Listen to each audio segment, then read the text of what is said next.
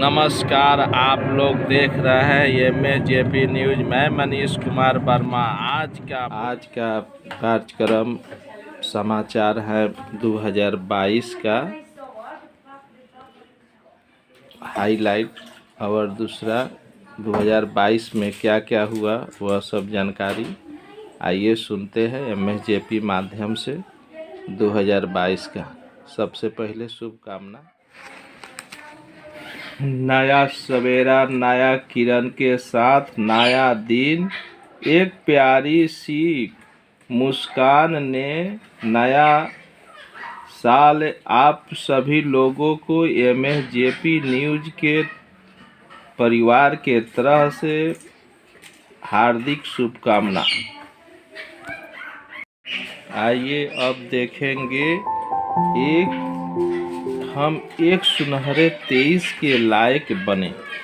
आज खत्म हो रही है वर्ष के कई ऐसी घटनाएं थी जिसको नहीं होना चाहिए था। यूक्रेन में जंग को इस तरह की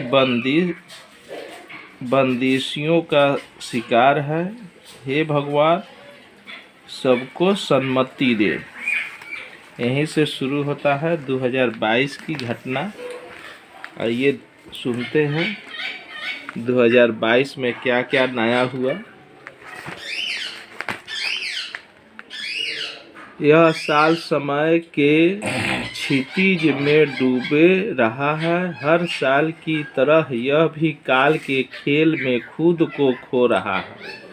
कुछ दुख है इसके चलते जाने, कुछ गिला कुछ अफसोस नहीं है, लेकिन इस साल के मन में आभार जरूर है और उसके कुछ तोहफे के लिए शुक्रगुजार है हम। यह साल भी कोरोना का साल था, मर्ज और मातम का साल। किस वद हवा के मुकुट पहनकर आई महामारी की सारी दुनिया को मुखौटे या मास्क पहना गई। वाकई इस साल कई ऐसी घटना थी जिसको नहीं होना चाहिए था। यूक्रेन में जंग इस साल की बंद शिवियों का शिखर है। उस देश के लोगों की पीड़ा का अंत नजर नहीं आता है। मासूमों की हत्या हुई है। सेना का जवान तो केवल आदेश पहचानता है, उस आदेश की अंतर वस्तु पर सोचने का उसके पास समय नहीं है। वह लड़ने के लिए ही प्रशिक्षित हुए हैं। युद्ध का एक बिगुल बजा नहीं कि लड़ाई में उतरना उसका फर्ज बन जाता है। कितने योद्धाओं ने यूक्रेन में अपनी जान गंवाई है ये हम नहीं जानते। कितने माताओं ने पुत्र लुटाए हैं यह हम नहीं जानते हैं। न कोई खास आंकड़ा। शासकों का यह कैसा घमंड, कैसा भयानक मनोवृत्ति है जो अपने अनुशास्त्रों के तांडव भय से सारी दुनिया को सर्वनाश के किनारे तक पहुंचा सकती है। साल 2022 फिर भी बताते चल साल में ऐसा क्या दिया उसको विदाई में हमें शुक्रगुजार महसूस हो। इस साल ने हमें हमारी प्रथम आदिवासी महिला राष्ट्रपति द्रौपदी मुर्मू का अमूल्य तोहफा दिया।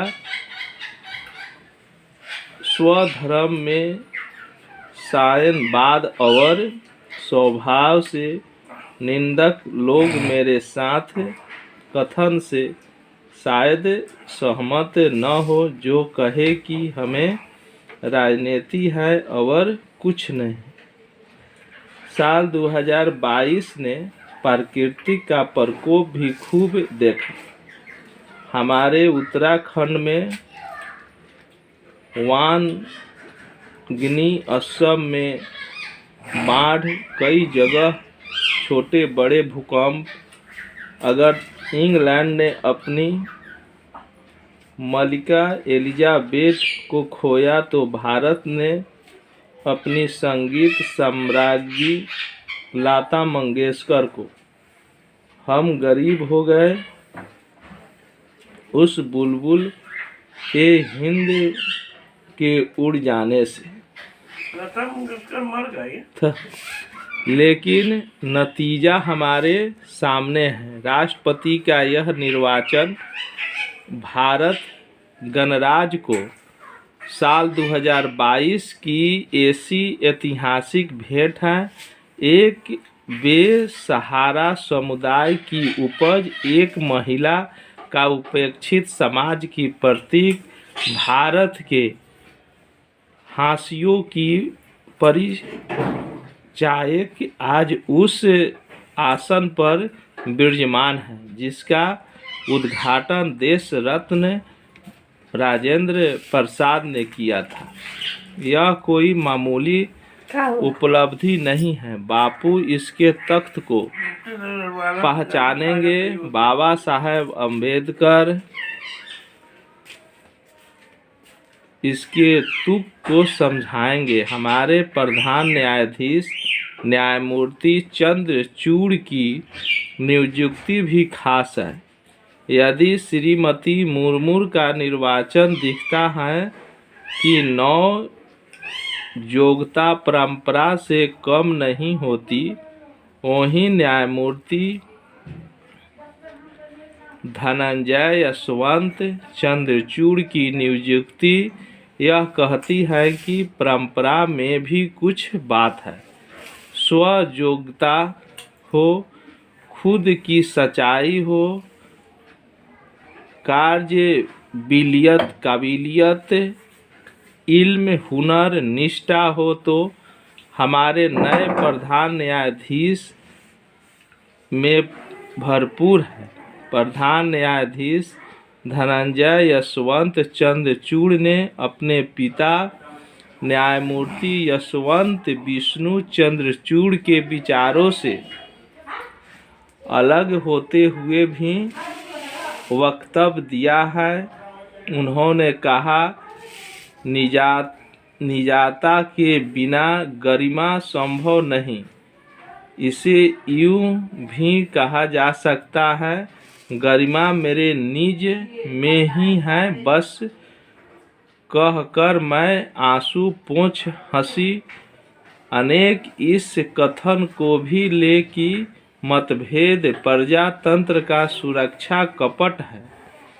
उनको निर्णयों से सोचने व बोलने की क्षमता सख्त हुई है। उनकी नियुक्ति में हम कृतज्ञता और 2022 की कृपा देख सकते हैं। और फिर चुनाव, कुछ प्रांतों में भय मुक्त स्वतंत्र चुनाव में जनता ने जहां पदासीन पार्टी को चुना पुनः जिताया है, तो कहीं पदासीन पार्टी को निष्कासित भी कर दिया। सदर सविनय कहने की ताकत को कहते हैं चुनावी कौशल। इसी का नाम है लोकतंत्र। आने वाला साल 2023 कैसा हो? भय मुक्त हो, बुद्धि युक्त हो, भ्रष्टाचार मुक्त हो, ढोंग स्वांग और छल मुक्त हो, ऐसे बोली से मुक्त हो।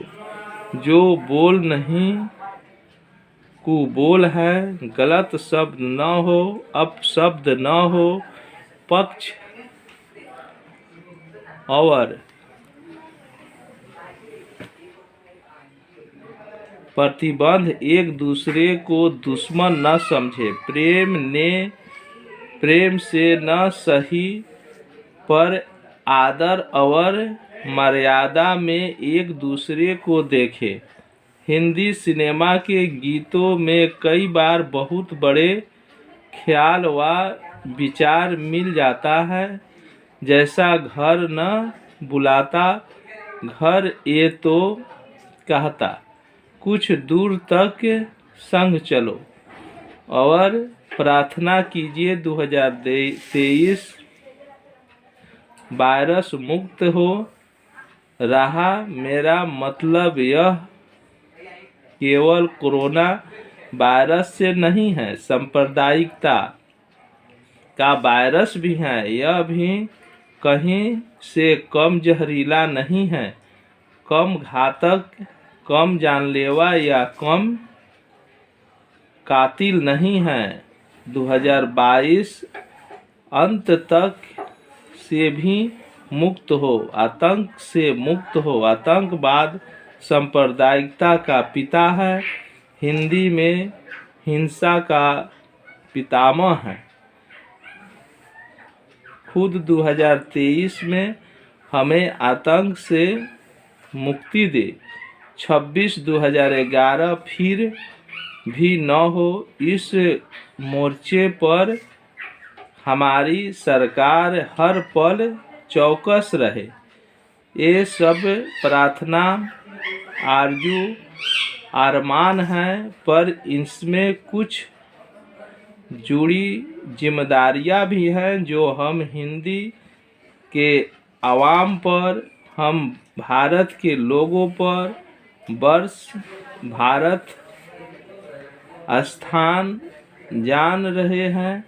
इसमें मुख्य है उत्तेजना के आगे उकसाव के सामने उग्रता के मुंह पर अपना संयम बनाए रखना, समन्वय न खोना, यह रखना कि हिंसा हम करें। हो तो सकता है कि हम पर हिंसा न हो, लेकिन हम जैसों पर जरूर हो सकती है। यहाँ नहीं तो और कहीं जरूर हो सकती है। हमें नहीं तो कभी और हो सकती है। हर जगह हिंसा का जंग अंत होना चाहिए। ऐसे भी गुंजाइश न रहे कि दूर कहीं हमारा कोई प्रिय या कोई इंसान हिंसा की भेंट चढ़े। हिंसा वह आम आग है जो उन लोगों द्वारा भड़काई जाती है, जैसे मोबिलिटी, जो कहीं और सुरक्षित बैठे रहते हैं, जो अपने किलो गुफाओं में बैठे अपनी रोटियां सेकते रहते हैं। अंत में एक तमन्ना और निवेदक है, बेहिसाब खर्च हो रहे हैं स्मारकों, स्मृति योजनाओं पर खर्च हजारों करोड़ों रुपए में है। उन लोगों की मूर्तियां खड़ी हो रही है जिनको मूर्तियों को न जरूरत है न अभिलाषा। इस व्यय को वह कुछ और नाम दें, लेकिन हम इसे कह सकते हैं फिजूल खर्ची अथवा अपव्यय। दिल्ली के हनुमान मंदिर के पास गरीबी देखे या निजामुद्दीन पुल के पास देखे, गरीबी न हिंदू है न मुसलमान। स्मारकों पर हो रहे हजारों करोड़ रुपए का खर्च यह बदनसीब गरीब पर नहीं हो सकता। ईश्वर सबको सन्मति दे और विशेषकर हमारी माननीय नवनिर्वाचित राष्ट्रपति को प्रेरणा ऊर्जा दे, जिसमें हम इस महान देश के नागरिक एक सुनहरे 2022 के लायक बने।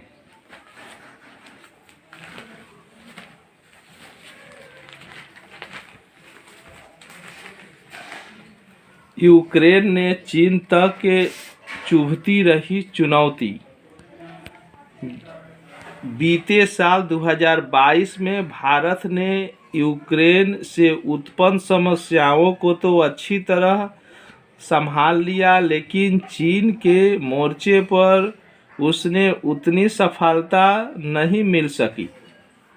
साल 2022 में भारत की विदेश और सामरिक नीतियों को कोई गंभीर चुनौती से जोड़ना पड़ा। इस मुश्किलों को शुरुआत फरवरी में रूस के यूक्रेन पर आक्रमण के साथ हुई।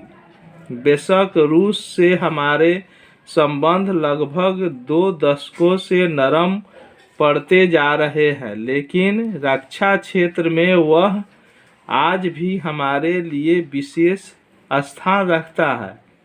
हमारी सेनाएं पारंपरिक और आधुनिक युद्ध सामग्री अभी तक रूस से लेती रही है। रसायन, परमाणु व अंतरिक्ष के क्षेत्र में भी इसका महत्व छिपा नहीं है।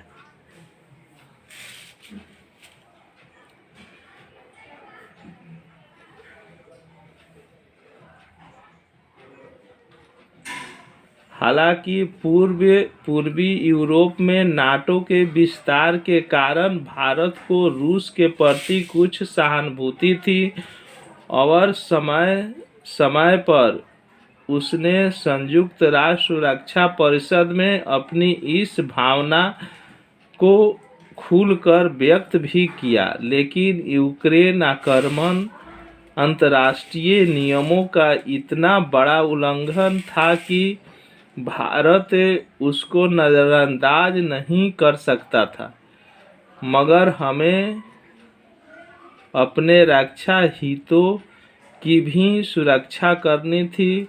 नतीजतन हमने उचित नीति अपनाई, जिसके तहत यह मांग की गई कि यूक्रेन मसले का हल शांतिपूर्वक बातचीत व राजनय के जरिए खोजना होगा।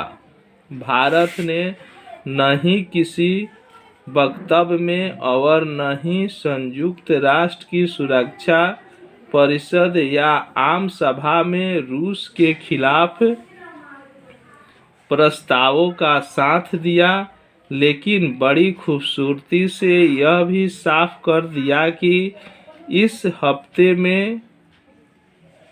इस हमले में खुश नहीं है। मोदी सरकार की एक और कुशलता यह रही कि युद्ध शुरू होते ही वह यूक्रेन से भारतीय नागरिकों, विशेषकर विद्यार्थियों को सुरक्षित स्वदेश वापस ले आए।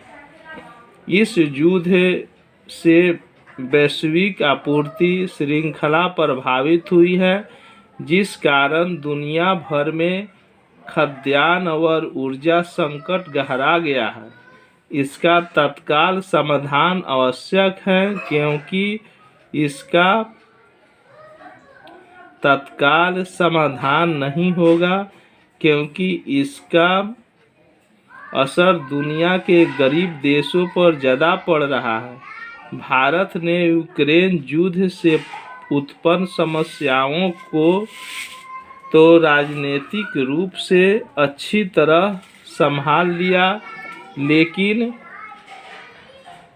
चीन के मोर्चे पर उसने इतनी सफलता नहीं मिल सकी। हर रूप में चीन हमारे लिए सबसे बड़ी चुनौती है। 1962 की जंग में हमें बेशक नुकसान हुआ था, पर 5 दशक पहले दोनों देश की क्षमता कमोबेश समान थी। 1980 के दशक के बाद चीन उत्थान ने फासला इतना बढ़ा दिया कि आज उसको अर्थव्यवस्था हमसे 6 गुना ज़्यादा हो गई है। जिनपिंग के नेतृत्व में चीन एक ऐसा राष्ट्र बनना चाहता है जो अमेरिका को हर क्षेत्र में चुनौती दे सके। 2020 में वास्तविक नियंत्रण रेखा पर हुई झड़पों के बाद से ही यह साफ हो गया कि चीन की मंशा भारत पर दबाव बनाए रखने की है। अब यह भी स्पष्ट है कि यह हमारे पड़ोसी देश के साथ रिश्ते आगे बढ़कर हमारे हितों पर चोट चाहता है।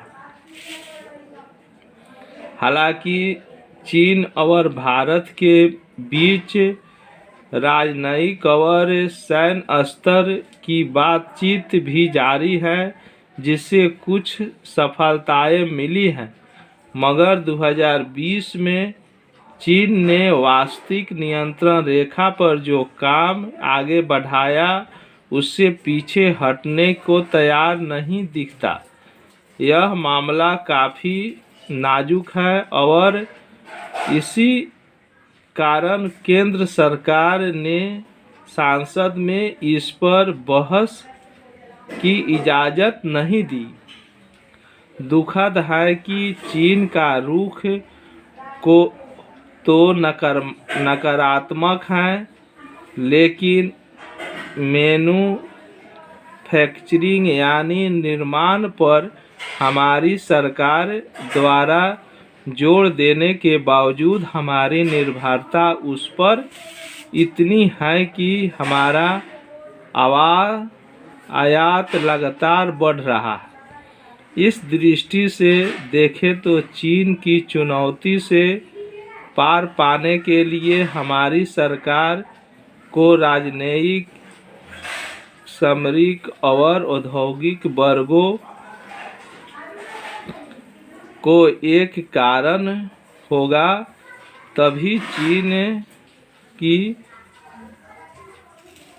बरवक्स हम खड़े हो सकेंगे। दुर्भाग्य से इस दिशा में जो उचित कदम उठाने चाहिए उनका अभाव दिख रहा है। ताइवान को हालिया घटना से भी यह जाहिर होता है कि कोविड महामारी और यूक्रेन युद्ध की वजह से इस साल भारत के कई पड़ोसी देश, विशेषकर श्रीलंका की आर्थिक और राजनीतिक स्थिति चरमरा गई, जिसके दुष्परिणाम हम पर भी पड़ सकते थे। मगर केंद्र सरकार ने सिर्फ कोलंबो को मदद पहुंचाई, बल्कि पर्दे के पीछे से राजनीतिक हल भी वहां के नेताओं को समझाया। देखा जाए तो पूरे साल भारत के पड़ोस में उथल-पुथल जारी रहे। पाकिस्तान तो अपनी आंतरिक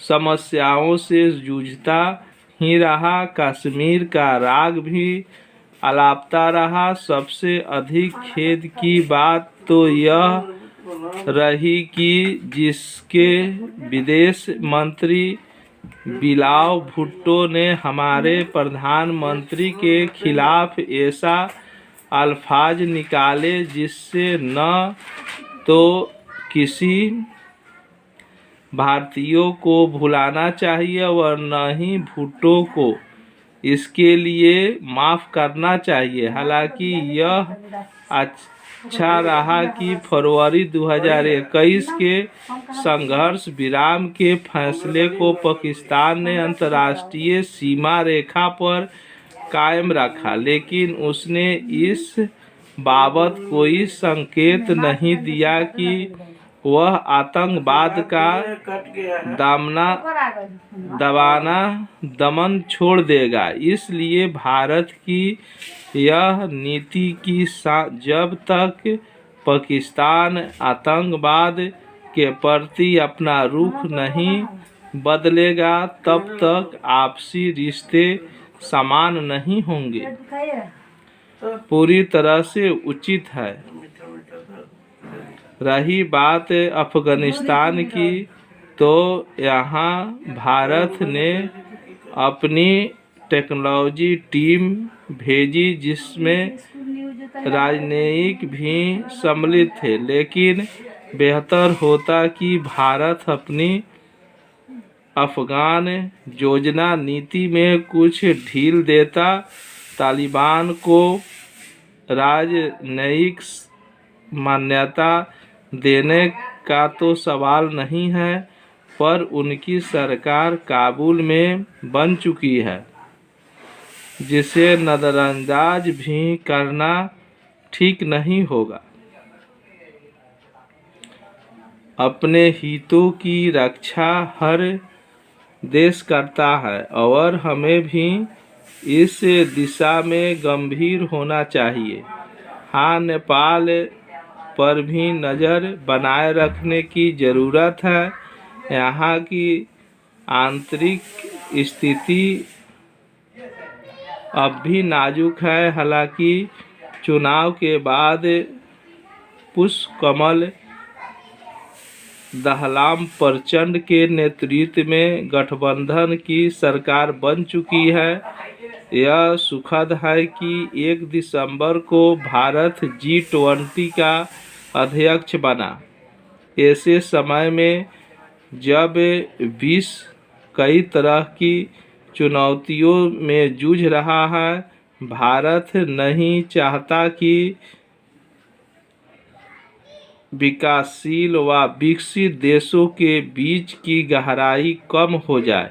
प्रधानमंत्री नरेंद्र मोदी की इस अपील पर तमाम देशों को इनका साथ देना चाहिए। हालांकि इसमें यह भी आवश्यक है कि सरकार सभी राजनीतिक पार्टियों को साथ लेकर चले।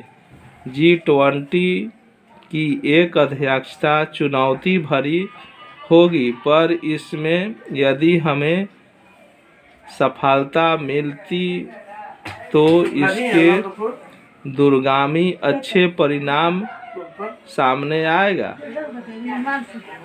हर देश को सफल विदेश और सामयिक नीति की बुनियादी सामयिक और राजनीतिक एकता होती है। इसमें आर्थिक विकास का भी अपना विशेष योगदान होता है। ऐसे में जरूरी नहीं कि हम पीछे की तरफ न देखें और अपनी नज़र अर्जुन के तरह सिर्फ भविष्य की चुनौतियों पर रखें। उसके बाद चलते हैं कोविड के साये में हाथ पैर मारते रहे हम। साल 2022 में भी कोरोना वायरस दुनिया के लिए चिंता का विषय बना रहा। ओमिक्रॉन के आतंक से शुरू हुआ साल चीन से संक्रमण के विस्फोट के साथ खत्म हो रहा है। यह एक संयोग जैसा है कि साल 2022 जब खत्म होने के कगार पर है, तब उसी चीन में कोरोना की अब तक की सबसे बड़ी लहर चल रही है। जहां से यह बीमारी की शुरुआत हुई थी, कई महामारी वैज्ञानिकों का अनुमान है कि चीन में इस लहर के बाद संभवतः कोविड वैश्वीकरण महामारी खत्म हो जाएगा। वैश्विक महामारी तो निस्संदेह खत्म होगी, मगर सच यह भी है कि यह हमारे बीच एक एडेमिक यानी हमेशा रहने वाली बीमारी के रूप में बनी रहेगी। कोरोना का जब वैज्ञानिक प्रसार हुआ था तो दुनिया के सभी देश ने स्वास्थ्य पर अधिक सामाजिक व राजनीतिक ध्यान देना शुरू किया। भारत भी इसका अपवाद नहीं रहा और वहाँ जन स्वास्थ्य राष्ट्रीय विमर्श का विषय बना।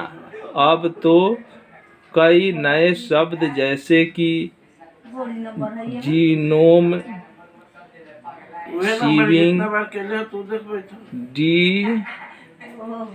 डिजिटल सर्विलांस आम बोल चाल का हिस्सा बन गया है। हर एक स्तर पर इस बात की जरूरत महसूस की गई है कि स्वास्थ्य तंत्र को, खास तौर से सार्वजनिक स्वास्थ्य सेवाओं को मजबूत बनाना चाहिए।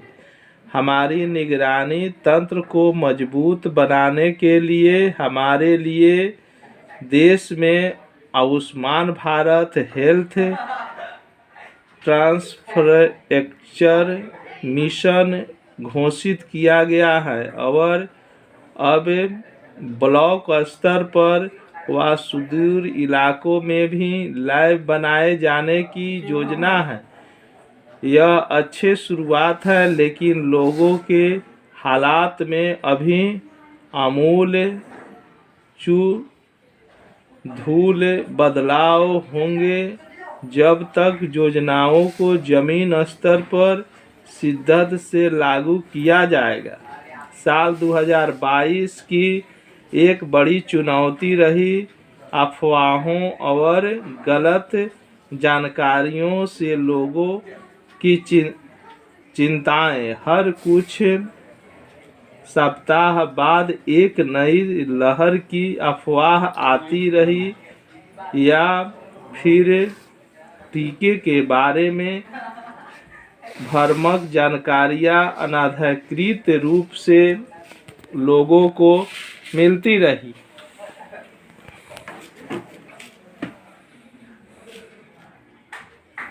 इन सब से सीख लेकर सरकार, स्वास्थ्य तंत्र और विशेषज्ञों को मिलकर सही, सटीक और समय पर जानकारी लोगों तक पहुंचने के भरसक प्रयास आगे भी जारी रहने होंगे। हमने यह भी देखा कि भारत में कई राज्यों में नंबर में खसरा की मामले काफ़ी ज़्यादा बढ़ गए हैं। कुछ बच्चे की मौत भी हुई। यह बताता है कि कोरोना संक्रमण काल में हमारा पूरा ध्यान कोविड महामारी पर रहा और अन्य स्वास्थ्य सेवाओं की अनदेखी की गई। इसका असर खतरनाक हो सकता है। उम्मीद है कि नए साल में सभी स्वास्थ्य सेवाओं को बरकरार किए जाने पर पर्याप्त ध्यान दिया जाएगा। कोविड ने हमें सिखाया है कि टीकाकरण महज बच्चों के लिए नहीं, बल्कि कई टीके किशोरों व वयस्कों के लिए भी हैं। कोविड के अलावा अन्य कई टीके हैं जो अगर वयस्कों को दिया जाए तो जन स्वास्थ्य में उल्लेखनीय सुधार होगा। विशेषकर हेपेटाइटिस बी से बचाव के लिए टीके, दिमागी बुखार जैसे मेनिंजाइटिस से बचाव के लिए मैग्रेन कोल वैक्सीन, निमोनिया आदि से बचाव के लिए न्यूमोक्लोन जैसे टीके वयस्कों को दिए जाने चाहिए। यह वक्त है कि सरकार इसको अपनी प्राथमिकता में रखे और जोखिम वाली वयस्क आबादी के टीकाकरण पर विशेष ध्यान दे। अच्छे बात यह है कि अगले साल से सरकारी स्तर पर किशोर आयु वर्ग के लिए HPV human papilloma virus vaccine लगाने की बात हो रही है। इससे कैंसर जैसे बीमारियों से बचाव में मदद मिलेगी। अगर इसकी शुरुआत होती है तो वह पहला मौका होगा जब सरकार बड़े स्तर पर किशोरों के लिए नियमित टीकाकरण की शुरुआत करेगी। स्वास्थ्य तंत्र की मजबूती कितनी अहम है यह हम जानते हैं। इसके लिए विशेष रूप से प्राथमिक स्वास्थ्य केंद्रों पर ध्यान देना आवश्यक है। लोगों के आसपास ऐसे स्वास्थ्य केंद्र बनाए जाए जहां बीमारियां का इलाज ही नहीं हो बल्कि बचाव के तरीके भी बताए जाए। इस संदर्भ में 2023 में संयुक्त राष्ट्र महासभा की वार्षिक भौमिक स्वास्थ्य कवरेज पर विशेष सत्र उल्लेखनीय साबित होगा, जिसमें सभी देश को अपनी प्रतिबद्धताओं को तय करने और कदम उठाने का मौका मिलेगा। 2017 में अपने देश में नई राष्ट्रीय स्वास्थ्य नीति जारी की गई थी। साल 2023 तक एक मौका हो सकता है। हाँ वहाँ आ रहा है, इसमें आ रहा है हमारे फोन में। जब हम इस नए साल में मेरा तबीयत खराब हो गया। मध्यवर्ती समिति करे इसमें पेट में दर्द इससे दिन भर परेशान है। पता चल सकेगा कि कौन कौन से राज्य यहाँ पिछड़े से पिछड़ रहे हैं। भारत में स्वास्थ्य सेवाओं में किस कदर थोड़ा हल्का ठीक है असमानताएं हैं यह कोई छिपा तथ्य नहीं है। इसलिए यह जहाँ स्वास्थ्य सेवाएं कमजोर हैं या जहाँ मातु व बाल मृत्यु दर अधिक है उन पर विशेष अभी तो बोल रहे हैं विशेष ध्यान देने की जरूरत है। कई बीमारियों जिन्हें नेफ्लेक्ट क्लिनिकल डिजीज के नाम से जाना जाता है, जैसे कि हाथी पांव आदि पर विशेष ध्यान देने की आवश्यकता है।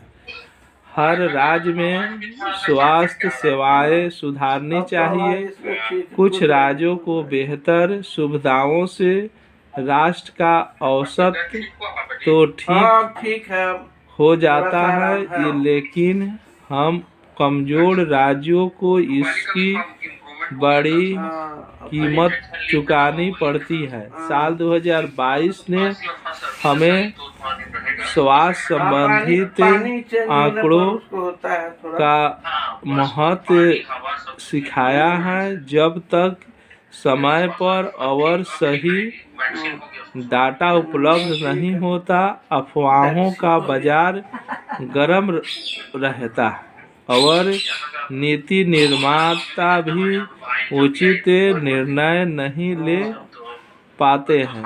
इस उलझन से पार पाने के लिए जरूरी है कि हर राज्य में स्वास्थ्य संबंधी डाटा